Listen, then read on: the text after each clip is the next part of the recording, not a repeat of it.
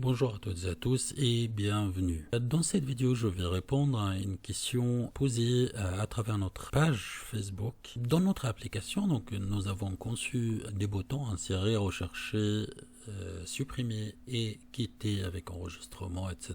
Mais comment en fait je peux modifier? Donc nous allons rajouter un bouton qui permet la modification depuis l'user form de la base de données directement. Si on exécute notre application actuelle, là en fait je peux insérer, rechercher, etc. Mais par contre je ne peux pas modifier. Si j'enlève par exemple ce nom, je vois ici, je passe à une autre écriture, ça revient comme elle était, et puis ça se modifie pas.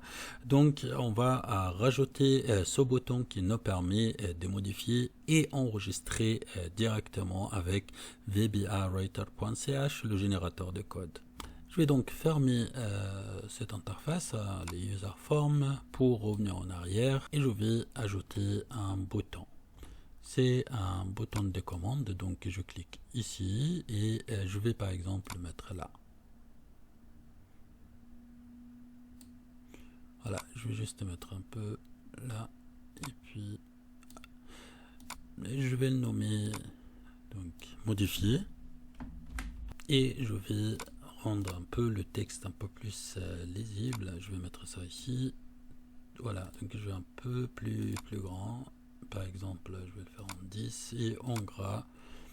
Et puis voilà, comme ça c'est plus visible dans la vidéo pour vous. Et puis je vais changer la couleur, par exemple back color, et puis je vais sélectionner dans la palette, je vais prendre jaune par exemple. Voilà, vous connaissez l'étape suivante, donc je vais aller directement sur le navigateur et je vais noter writer.ch et puis insérer.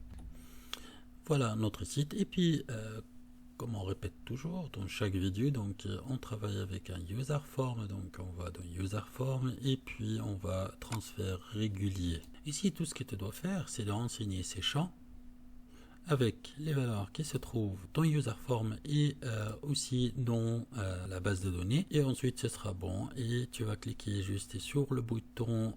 On a utilisé transférer, c'est insérer, puis on a utilisé rechercher, supprimer. Cette fois on va utiliser cette option pour obtenir le code, modifier et enregistrer.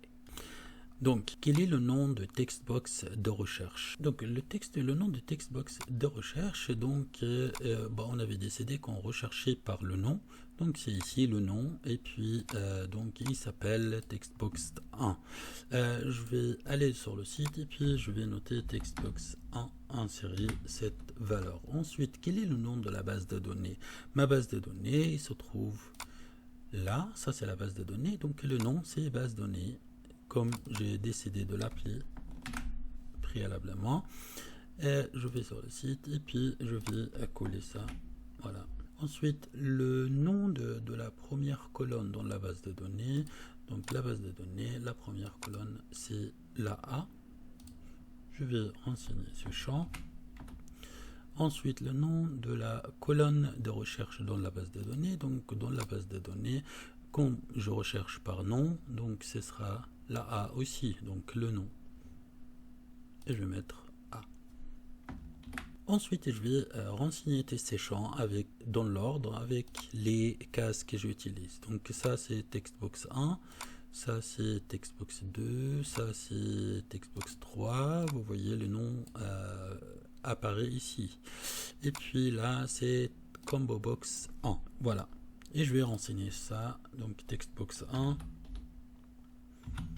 textbox 2 et textbox 3. Quatrième, ce sera combo box 1. Voilà, une fois j'ai rempli les cases avec les valeurs que j'ai, en fait, donc je vais juste obtenir le code. Donc c'est modifier et enregistrer. Donc c'est ça le code que je souhaite obtenir. J'ai simplement le code ici, donc je vais faire copier le code et puis ça se copie automatiquement.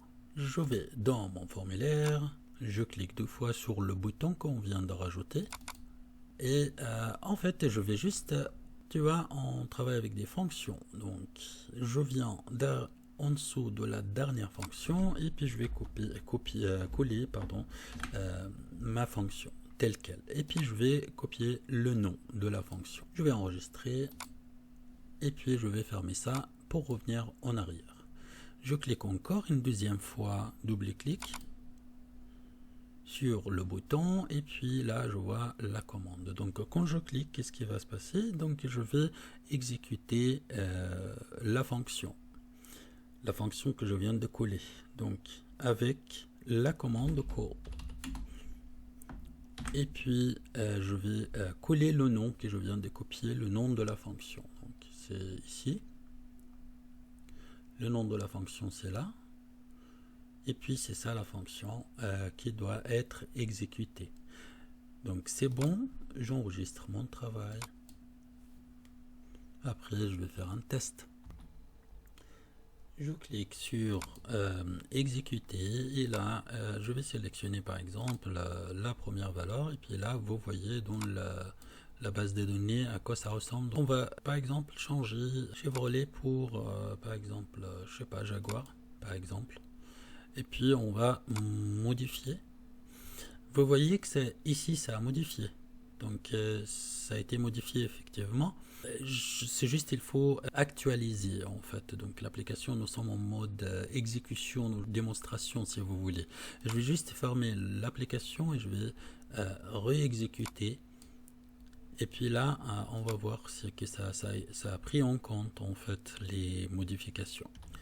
On va aussi modifier, on regarde tout modifier en fait, donc je vais exécuter encore une fois et puis je reste toujours avec, restant avec par exemple la deuxième ligne, donc je vais sélectionner Grandjean et puis je vais l'appeler plus Patrick mais je vais l'appeler par exemple, et puis là la grande rue ce sera aux rues Grand, ce sera la petite rue par exemple, et puis Citroën je vais changer Citroën, je vais le faire en Ford par exemple, donc c'est cette écriture, la deuxième.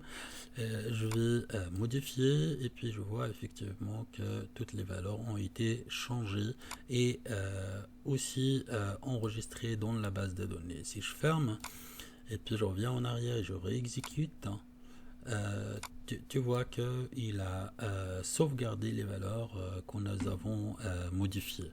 Voilà, j'espère que cette petite vidéo vous a plu et puis j'attends toujours vos questions et je répondrai. Si vous avez des difficultés, n'hésitez pas à nous contacter.